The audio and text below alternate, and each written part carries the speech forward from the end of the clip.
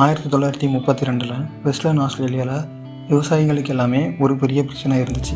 அது என்னென்னா, 20,000க்கும் மேலே இருக்கிற ஈமு கோழிகள் எல்லாம் சேர்ந்து அவங்க பயிரிட்டு இருந்த கோதுமையை அழிச்சிட்டு இருந்துச்சு. வணக்கம்லாம் மாப்பிள்ள, தேனியிலேருந்து.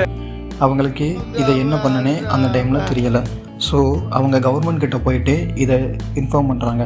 அப்போ கவர்மெண்ட் என்ன பண்ணுச்சுன்னா, பல டிசிஷன் எல்லாம் யோசித்ததுக்கப்புறம் நம்ம மிலிட்ரி அனுப்பிடலாம். ஸோ மிலிட்ரி அனுப்பி அவங்ககிட்ட கன் கொடுத்து அவங்க எல்லா பறவையுமே சுட்டு கொண்டுருவாங்க அப்படிங்கிற மைண்டில் கவர்மெண்ட் இருந்துச்சு.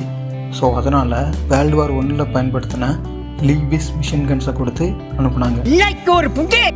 ஆனால் அதோட விளைவு ஈமு கோழிகள் எல்லாமே ஸ்கேட்டர் ஆகிருச்சு. அதாவது சின்ன சின்ன குரூப்ஸாக ஸ்ப்ளிட் ஆகி ஒரே இடத்துல நிற்கவே இல்லை. கிட்டத்தட்ட ஒரு கொரில்லா டாக்டிக்ஸ் தான் அந்த பறவைங்க எல்லாம் யூஸ் பண்ணியிருக்கு.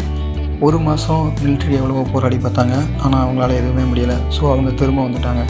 கிட்டத்தட்ட 10,000க்கும் மேலே புல்லட்ஸ் யூஸ் பண்ணியிருப்பாங்க. ஆனால் அவங்களால சில 100 ஈமு கோழிகளை தான் கொல்ல முடிஞ்சுது. அந்த டைமில் அங்கே இருந்த கமாண்டர் ஒரு வார்த்தை சொல்கிறாரு, "these emus can face machine guns like tanks." அதாவது ஒரு பீரங்கி மாதிரி இந்த பறவைகள் எல்லாம் எங்களோட கன்ஸை எதிர்கொள்ளுருக்கு.